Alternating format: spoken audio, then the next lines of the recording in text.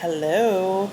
For these dryer vent pumpkins, we use Rust-Oleum satin nutmeg, satin cinnamon, and satin ivory silk. For the measurements, we use 3-inch diameter, cut at 23 inches long, 4-inch diameter at 28 inches long, and 6-inch diameter at 44 inches long.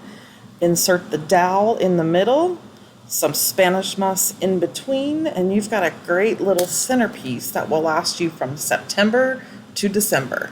Happy crafting!